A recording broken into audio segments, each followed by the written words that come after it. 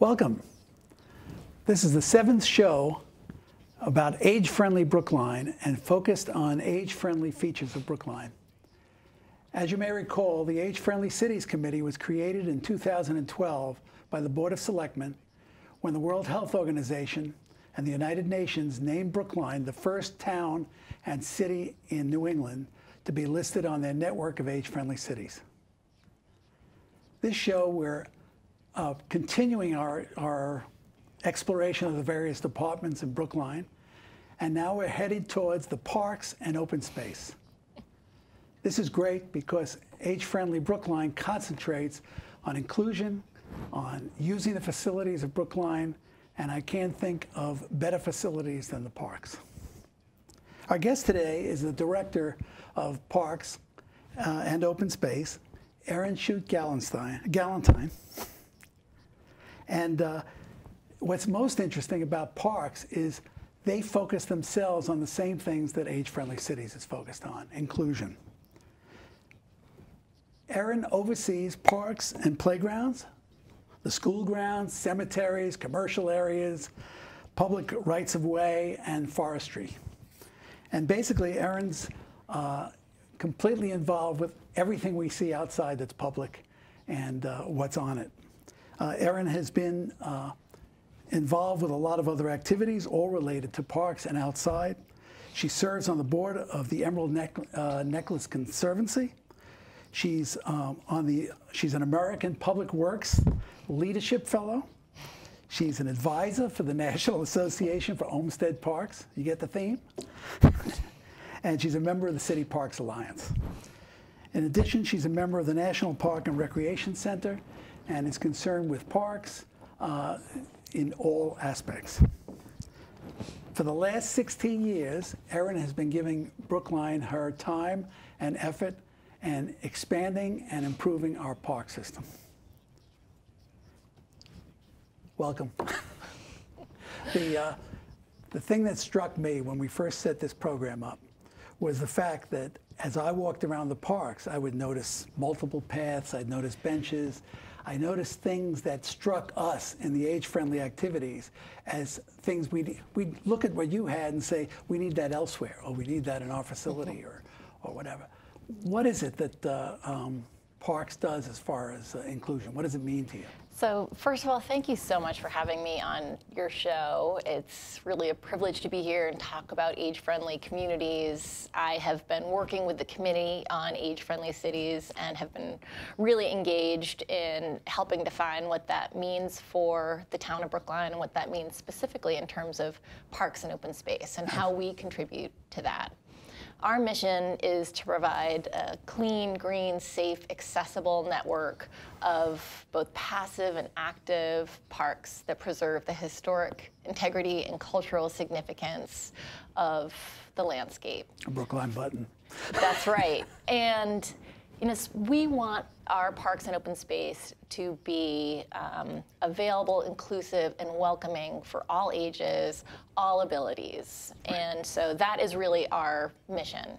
And for myself, for the last 16 years, that has been something that I've very much been spending my time on, is looking at how do we design our parks so that they enable connection. And I think our parks are a perfect way by which we can enhance our status as an age-friendly city. Yeah, I've seen changes over the years. I've been here a couple of decades, but I've been here and watched, and I didn't even know you. Didn't know you, I didn't know the Parks Department, but I've noticed changes in parks as I walked around. I've noticed changes in areas and street corners. There are little pieces of green, and all of a sudden a bench appeared. Or all of a sudden the plants changed, and something occurred there that just seemed right. And I've been wondering, I mean, it's those little pieces. Those yours also? Sorry. They are. So yeah. Brookline has everything from these grand, dramatic, Right. historic estates, community parks, neighborhood parks, little pocket parks, boulevards, commercial areas. All of those are places and spaces that we take care of. And so you mentioned connection. I'm sorry, what do you mean by connection? So I think of connection and parks and open space and our role in enabling that in 3 ways. And one is connection to self. Properly designed parks and open spaces enable people of all ages and all abilities to be able to provide ways to have active lifestyles at whatever level is appropriate for them. So connection to self is about having the opportunity for physical wellness. And then it's also for mental wellness as well. It's well documented that time in nature, physical activity, and connection to others and community has great benefits, both cognitively, mentally, and just being able to be outside and away from the noise and hustle and bustle is important for all of us. I grew up across the street from a set of trees in Westchester, New York. But I, as a college student, etc., whenever any kind of stress, I would leave the house, walk across the street, sit on a rock under a tree. When my kids grew up, we looked for a house that had a rock, a couple of trees, places to hide behind. And I hear what you're saying. I mean, Right. Absolutely. Mental health, physical health. I mean, I feel it. It's important for all of us. So parks play a great role in that connection to self. And then it's connection to others. And by that, I mean connection to family. Having experiences in the parks with family, with the neighborhood, building safer neighborhoods, and then connection to community. Right. People want to feel like they're welcome in their community, that there is a space, that there is a place for them, that we're designing for them. And that's what inclusion is about. Inclusion is really about involving and including everybody and designing our parks so that they are inclusive. And then the last bit for me is connection to environment. Access to nature is incredibly important for us. And you know, Brookline is a community that is surrounded on 4 sides by the city of Boston. We are incredibly dense, and having an opportunity to connect to nature is incredibly important, I think, for all of our well-being. So you're an environmental engineer, right, by trade or by training? I have my master's in environmental engineering. Yeah. So this is this something that you take a special interest in, or is this do you have how's the focus on environment come in? I mean, this is important today. That's a great question.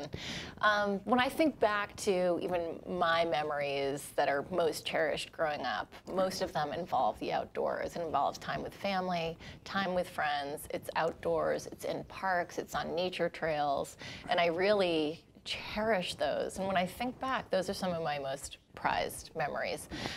Also now as a mother of 2, we get out, we enjoy the parks, and it's really important for me in terms of having these places to go. And finally, as a daughter with a father that's aging and has some mobility challenges now, I really think about him and how he would move to or through a park. Yeah, just because you stop hiking doesn't mean you want to stop walking. That's right, absolutely. Because you stop climbing doesn't mean you don't want a hill here and there to walk around That's on. right. And I mean, I sense I'm at that age. I'm early enough, and I can walk and I can hike a bit, but I understand. I mean, that's right. It's a pleasure, actually. And Brookline is honestly unique in that it has an incredible network of parks and open spaces. So from these grand estates, such as Lars Anderson Park, to 2 renowned Emerald Necklace parks designed by Frederick Law Olmstead that are such a gem and really a treasure and an honor for us to have in our community, to small little pocket parks. We have the oldest collection of European beech trees in the nation. I noticed by Pond, there's something happening by Pond Avenue or Pond. near the Riverway. There is. It's not even a park, and yet it looks like there's things happening there. It's so Pond Avenue, we have Olmstead Park at Pond Avenue. Okay. So that is That is one the of park. 6. Oh, yeah, that's a great park, six actually. Emerald Necklace parks that make up that linear park system. Right. And we are connecting Olmstead Park to the Riverway, which is bisected by Route 9 or Right, Washington right. Street. Oh, It that's connects great. to Huntington. Yeah. So we are realigning the paths. We're realigning the on and off ramps onto the parkway. We're eliminating one. We're creating raised crossings, safer crossings, and then a pedestrian actuated bicycle pedestrian crossing on Route 9. And this is something that we think is incredibly important. One, people have been crossing that, and it's incredibly unsafe in its current condition. And so we want to recognize that this is part of a historic park system. It's a linear park that needs to be connected, but we also have incredible bike and pedestrian paths on both sides. Right. And so the importance of being able to go from one park to the next is important. So we're really excited to have that project I don't blame underway. I can see it happening in front of my eyes as I go past there, and I was wondering, so thanks. And that's a big project, and one where we partnered with the Commonwealth and the City of Boston to get that done, because we all have some It's right on the land line, right on the- ownership. Right there.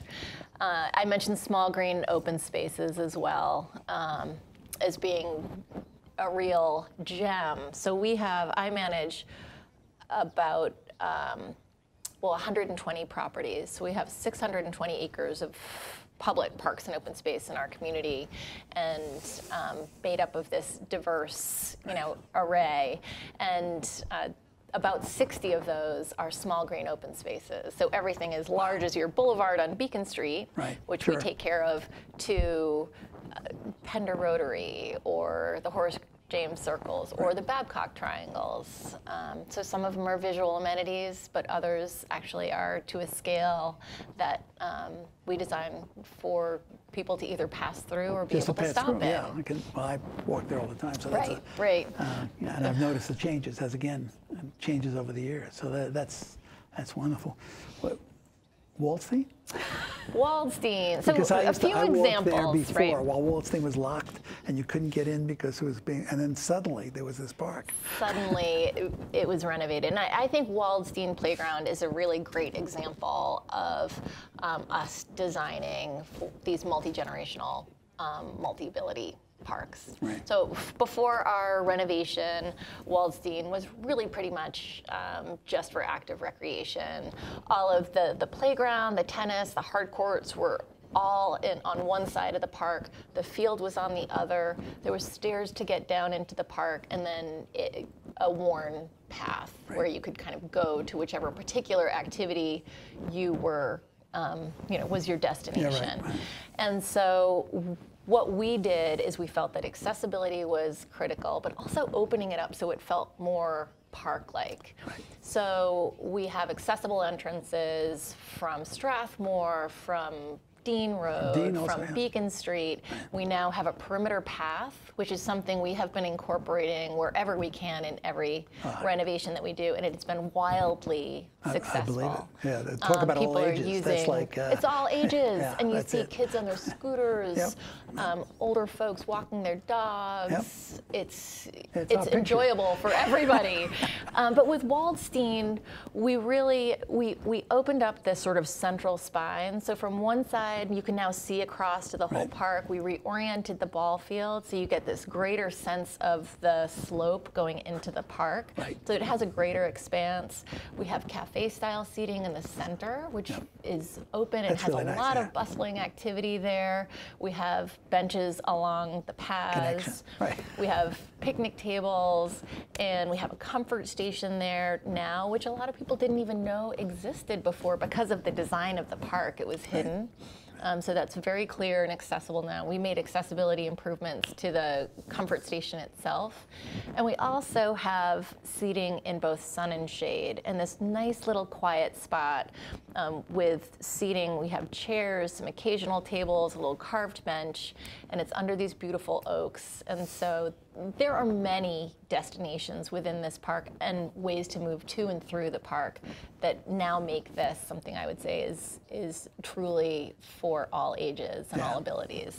Yeah, and I mean, it's right, it's towards Cleveland Circle, it's between Washington Square and Cleveland Circle. It's a place people walk, run, That's right. And now they go right into the park. I mean, that's right.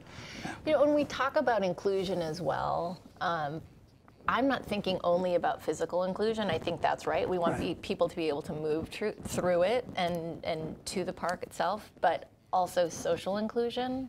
And so having places where people feel welcome and they can engage in whatever activities are going on at whatever level they're comfortable is really important, so that you can appreciate and hear all of the activity that's going in the park, but you may not be there with children and want to sit in the playground. Right. But to have a place where you can be in the park and hear the kids playing or watch the ball game and truly feel like you have a place to be. Age-friendly cities. Is there any bocce in any of these places? Oh, I'm sorry. So we talked about bocce at Waldstein, and I'll come back to Waldstein just for a moment to say that we have our summer movie series that we are showing at Waldstein, and those are all family-friendly movies. But this year, and when I say family-friendly, they're generally Pixar or Disney animated films. All so ages, they're all ages. Right. But we wanted to incorporate something that might appeal to an older set before the movie. Right. So we will have lawn bocce for 2 hours before the movie. Also, we're partnering with Eureka, who is going to bring some board games. So we'll have tables and chairs. And so a couple hours before the movies, these are on Friday nights, we will have these games. I'm reporting back to the committee. We've been working on, various committees have just here and there mentioned it. And every once in a while, someone comes up and says, "Yeah, it would really be nice." It's such a social game, and it attracts people to watch. It attracts people to say, "Yeah, that's great." It is great, and we were also working with age-friendly cities, the committee and the main library, to possibly have bocce that could just be checked out at the library and then played on the lawn panel that would be nice. Over by Town Hall and the Pierce Primary. Yeah. So we're looking at ways to incorporate that. Sounds good. Waldstein sounds great, and the lawn's beautiful. Yeah. This is an image of Amory Park, and just an example of another location where we incorporated a perimeter loop and places to sit up on the hill. So there's this gorgeous hill, oaks. You have some spaces with shade, some with sort of dappled sunlight, and you have a beautiful view over the field. So it's nice to both enjoy for walking, but also places to sit.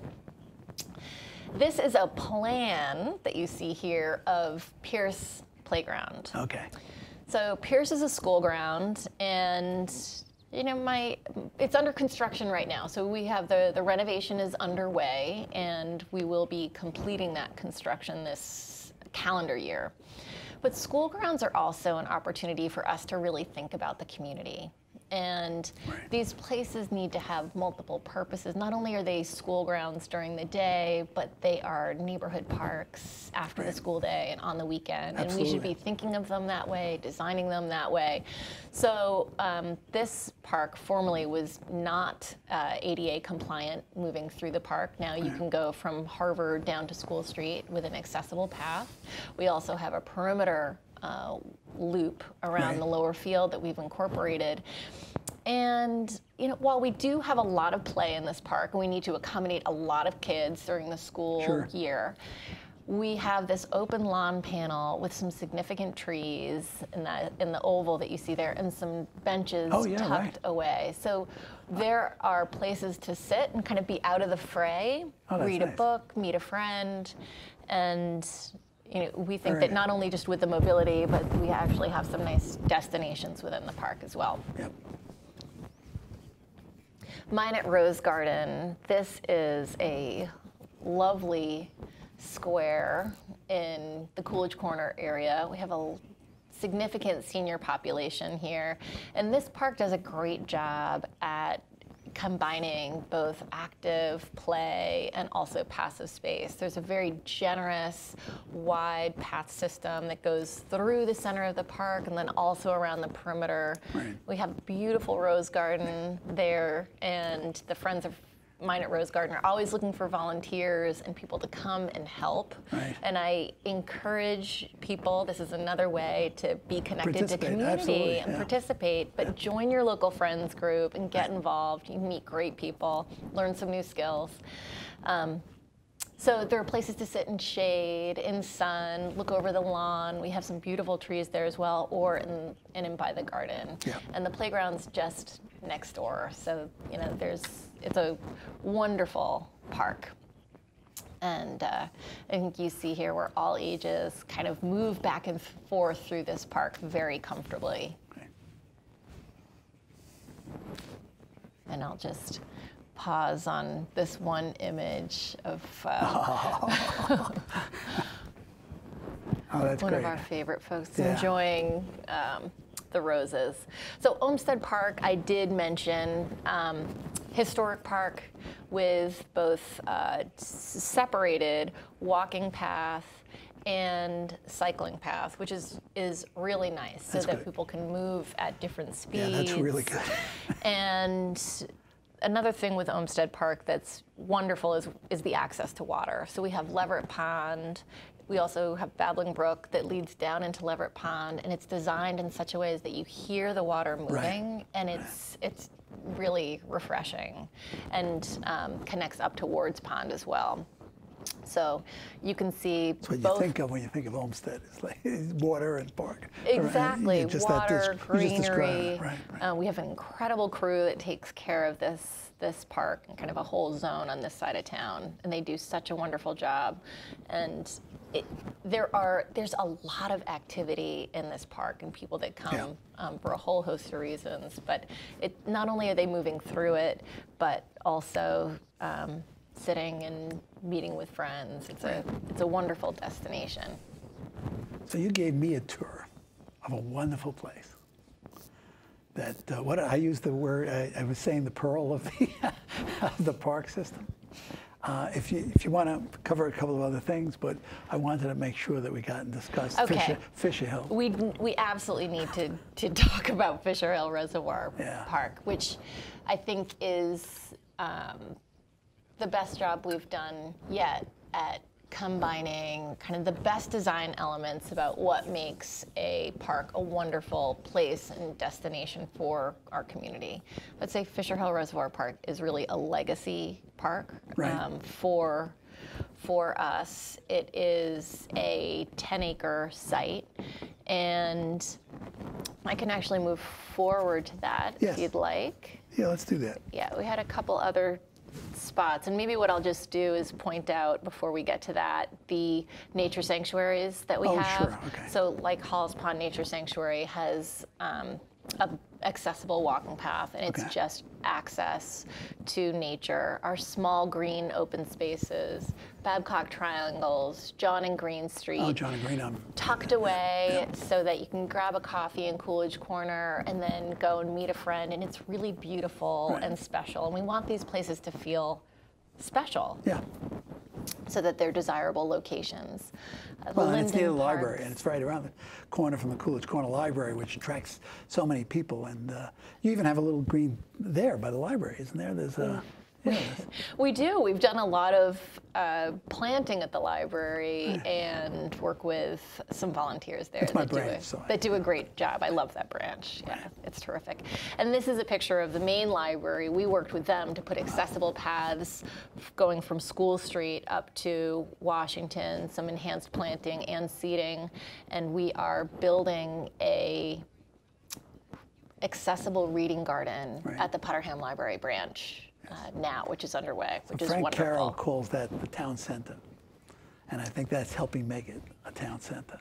It's the sense there is more and more of but the town hall, the library, places to sit, places to talk, that it's more and more of a town center. It should feel like a civic center. I think that's absolutely right. So we have concerts in the park, the Green Dog program, but Fisher Hill Reservoir Park is our newest park.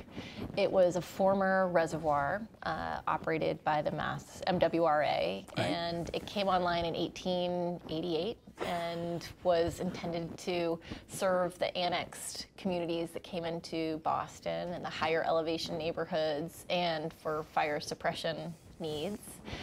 And it remained in service until the 1970s when it was no longer needed. Yeah, all the waterworks changed.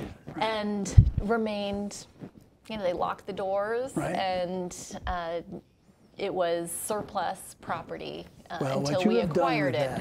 What you have done with that, I realize it's not open yet, and it will be. You were very nice to give me a tour ahead of time.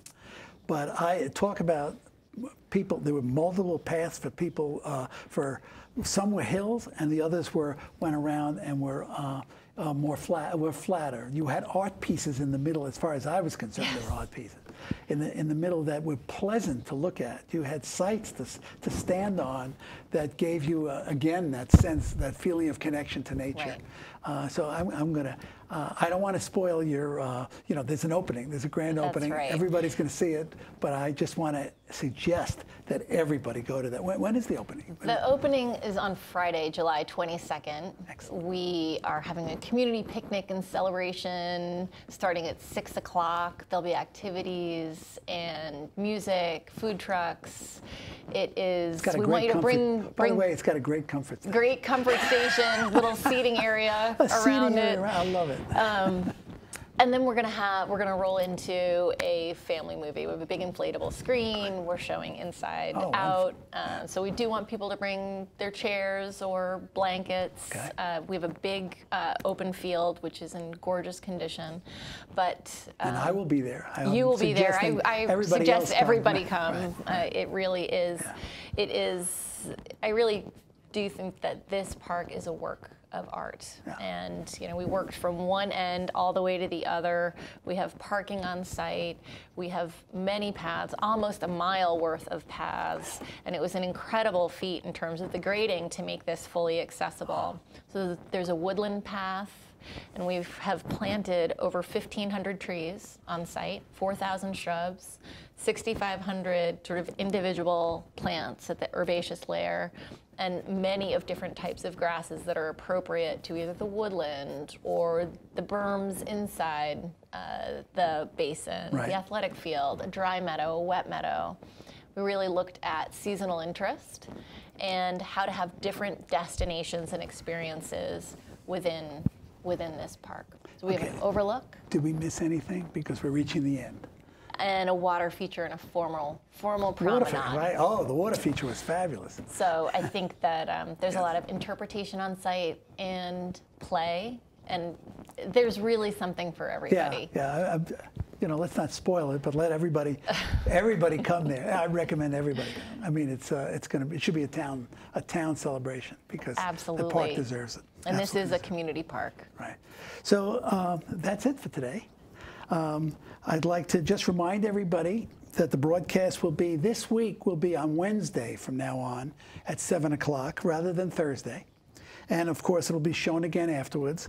And it'll be available on the Brookline Can website and on Brookline Can Twitter and Facebook accounts and all over the place, YouTube and every place else. But Wednesday at 7 o'clock. And I really want to thank you. This was a wonderful show. Thank you so much for having me. Thanks. Appreciate it.